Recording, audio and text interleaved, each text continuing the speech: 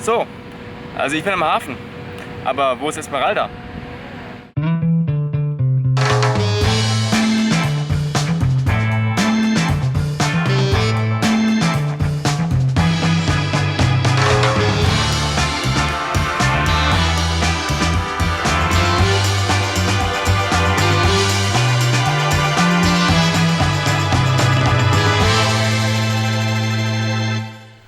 Nach dem ganzen Pistefahren und bevor es jetzt auf den richtigen nächsten Kontinent geht, kann man ruhig noch ein bisschen Service machen und wie hier zum Beispiel neue 7,2 Liter 5W30.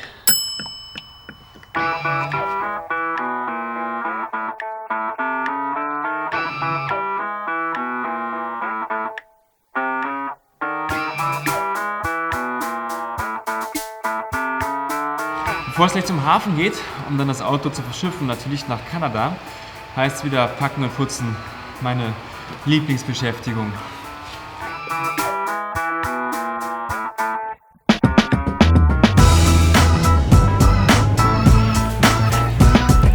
So, man geht auf die schönste Zeit in Island zu Ende und jetzt geht's zum Hafen für uns beide, Esmeralda und mich, nach Reykjavik. Und ich bin gespannt, ob es klappt. Also ich versuche heute das Fahrzeug aufs Schiff zu kriegen. Es soll dann übermorgen ablegen nach Halifax in Kanada. Kommunikation mit der Reederei lief zwar so ein bisschen schleppend hier und da, aber ja, sie haben mir quasi zugesichert, dass ich heute das Auto abgeben kann noch. Und naja, ich bin gespannt. Schauen wir mal, ob es funktioniert.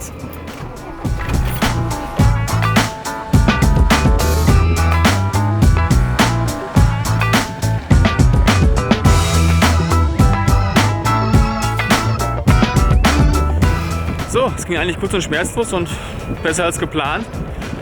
Hoffen wir mal, dass das Auto jetzt auch rechtzeitig ankommt oder überhaupt ankommt. Jetzt ist es erstmal in den Händen von Eimskip, wird jetzt in den Container verladen. Dann schauen wir mal.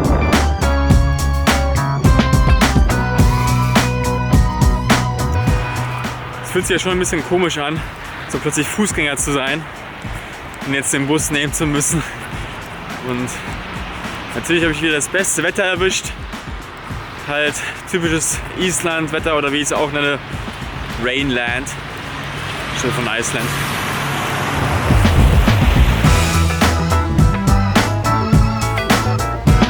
Bin mal gespannt, wann das Auto jetzt endlich ankommt in Kanada. Das Ding ist, die hätten gerne das Auto schon am Freitag gehabt, um es zu verpacken, zollfertig zu machen, was auch immer. Aber es hat leider nicht geklappt. Heute ist Montag. Also es kann sein, dass ich sogar noch eine ganze Woche länger dann warten muss in Kanada. Hoffen wir mal, dass Esmeralda mir nicht so lange fern bleibt.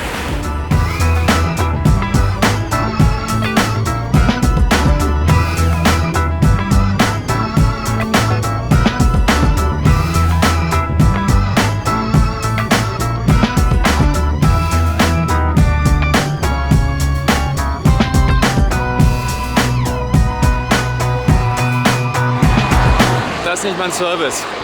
Der Busfahrer war so nett, hat mich direkt bis vor die Haustür gebracht.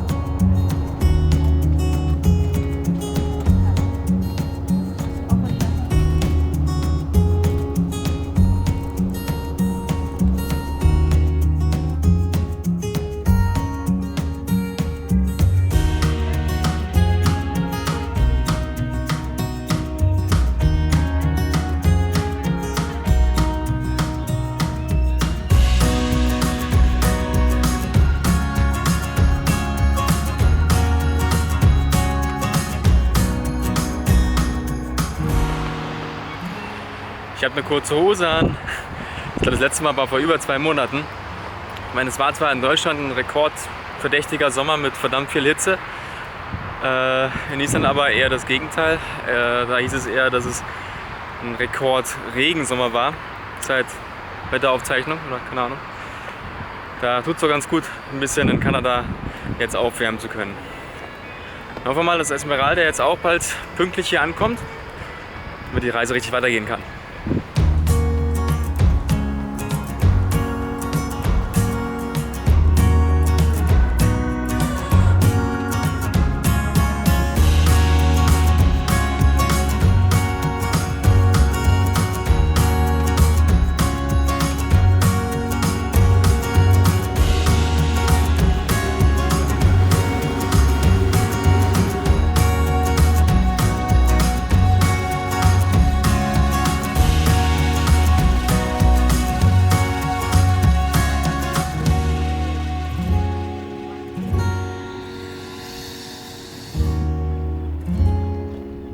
Die isländische Reederei Eimskip benennt ihre Schiffe ja alle so ziemlich nach den großen Wasserfällen in Island. Und ich weiß, dass die Selfoss hier am Hafen liegt. Man kann ja heutzutage Schiffe tracken. Und da sollte mein Auto eigentlich drauf sein. Ist es aber nicht. Ich habe das Auto am vorletzten Montag abgegeben am Hafen in Reykjavik. Und die Übergabe hat nicht gut geklappt auch. Eigentlich soll man das Auto schon den Freitag vorher abgeben, damit alles halt mit dem Zoll, Übergabe, Verladen, wie auch immer funktioniert. Da war ich halt ein bisschen zu spät leider, deswegen habe ich auch extra angerufen am Montag, ob ich dann noch spontan vorbeikommen kann, um das Auto noch aufs Schiff zu kriegen, um in derselben Woche zu verschiffen. Es wurde bejaht, also bin ich hingefahren. Und na, wie ich jetzt, ich glaube einen Tag vor Abflug durch Zufall erfahren habe, ist das Auto eben nicht auf der Selfoss, sondern eine Woche später auf der Skogafoss. Also muss ich mir jetzt hier die Zeit vertreiben.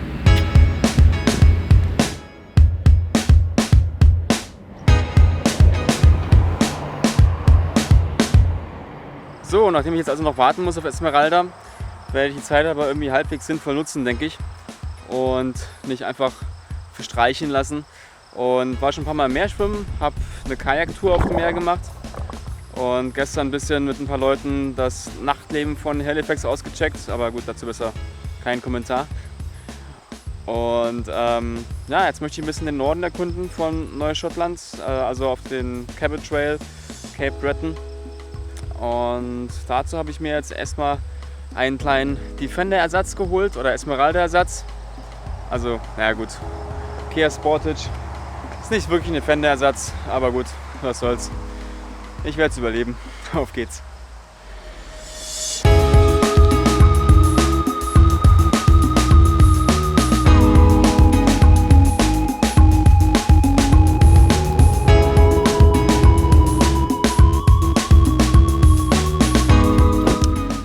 Erster Halt Mary Ann Falls. Ist ja nicht so, dass ich in letzter Zeit keine Wasserfälle gesehen hätte. Aber vielleicht sind die in Kanada ja noch viel schöner als in Island. Mal schauen.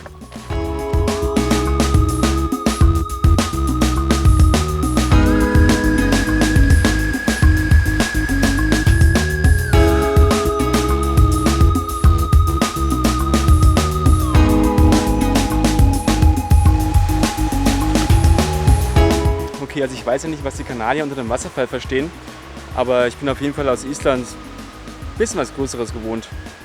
Ich würde sagen, auf zur nächsten Station.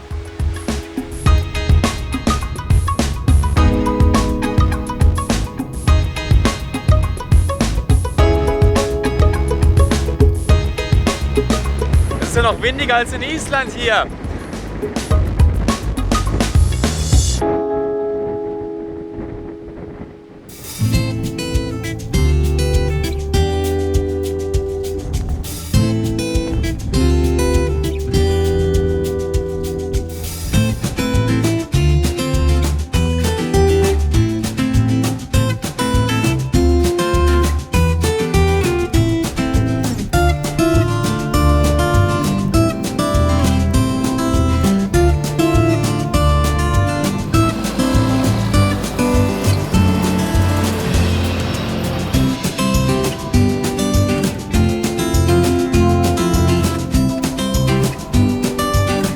manchem Wanderweg soll einem hier auch ja Elche begegnen. Bin ich mal gespannt.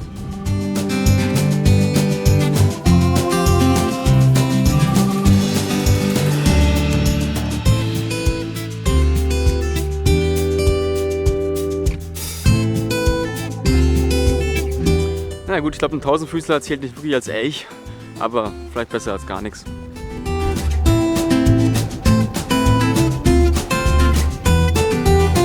Okay, neuer Wanderweg, neues Glück. Vielleicht sehe ich ja ein paar größere Tiere auf dem Skyline Trail. Alle gehen links. Ich würde sagen, ich gehe gegen den Strom auf der anderen Seite.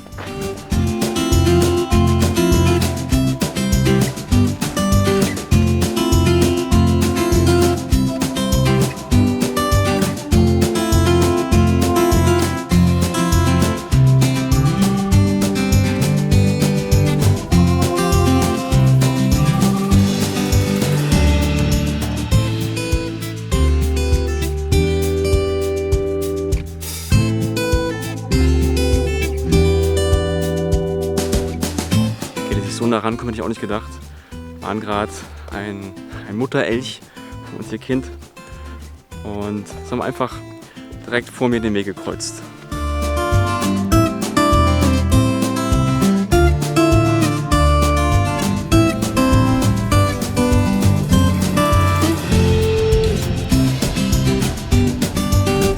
Okay, schon mal deswegen heißt der Trail Skyline Trail.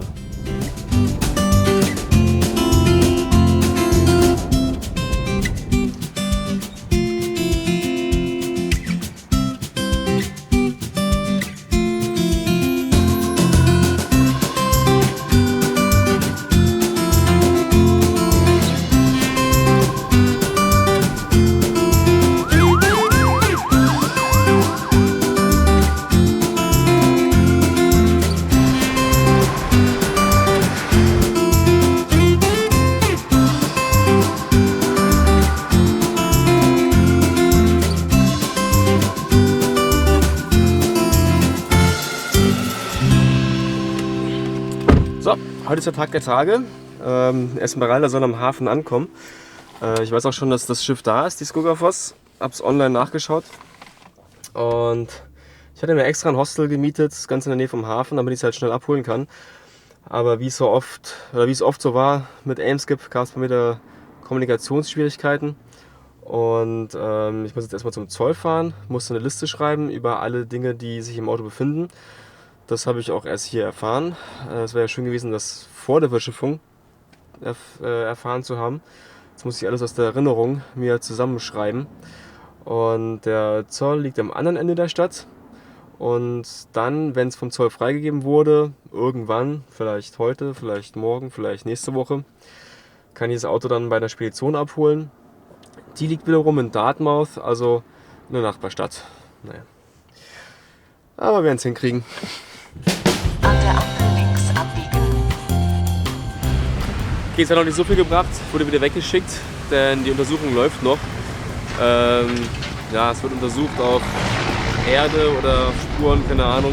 Ich weiß ja, dass man, wenn man von Deutschland aus verschifft, eigentlich ein Zertifikat braucht, dass das Auto desinfiziert wurde von unten.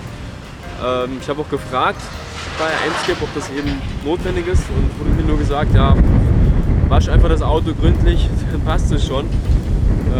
Ja, mal gucken, wie das jetzt ein Verhängnis wurde oder so.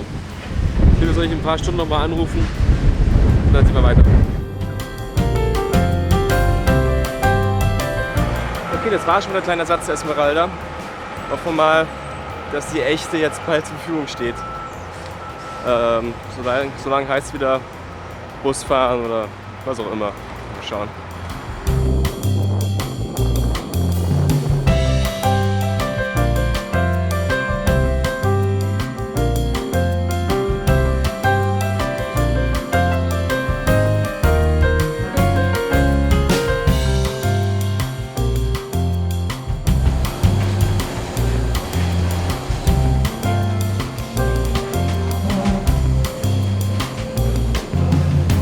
So, neuer Tag, neues Glück. Wieder beim Zoll. Ich habe schon die E-Mail bekommen von der Reederei, dass das Auto heute freigegeben wurde. habe jetzt gerade bei der Bank $140 eingezahlt für die Inspektion, ja, wie auch immer. Und hoffe mal, dass es alles funktioniert und dass ich jetzt das Auto richtig freigeben kann. Und dann kann ich es heute Nachmittag vielleicht mal schauen, wenn nicht, dann nach dem Wochenende hoffentlich bei der Spedition abholen.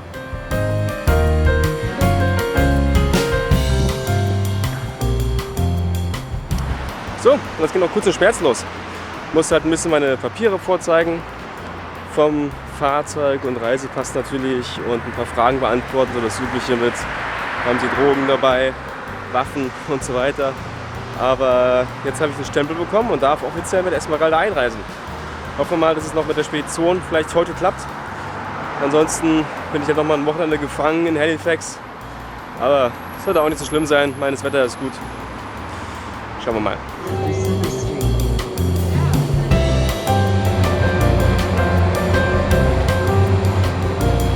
Es ist tatsächlich soweit, die Bestätigung von der Reederei kam, dass ich mein Auto abholen kann.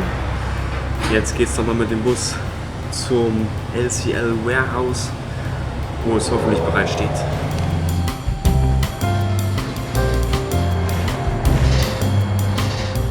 So, also hier ist die Firma schon mal, wo ich hin soll.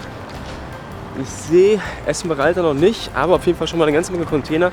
Noch einige von der Eimskip. Also könnte richtig sein. Jetzt bin ich sogar schneller da und muss noch warten auf die Kleine. Aber so ist es bei den Frauen, nicht wahr?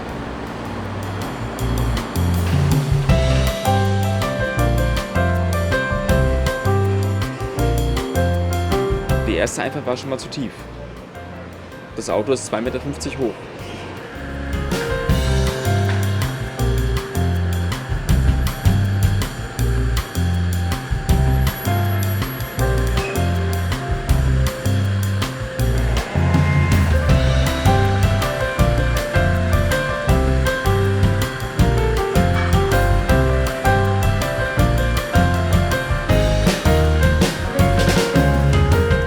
Tja, wer ist denn da angekommen? Jetzt kann es richtig losgehen. Ich freue mich. An der Ampel links abbiegen. Nachdem Esmeralda und ich nun wieder zusammengeführt wurden, geht die Reise los in die Weiten Nordamerikas. Falls es euch interessiert, wie so eine Fahrzeugverschiffung von Island nach Kanada funktioniert, welche Komplikationen es dabei gibt und was das Ganze kostet, gibt es in der nächsten Woche ein detailliertes Video dazu. Und wenn ihr das nicht verpassen wollt, wisst ihr, was zu tun ist.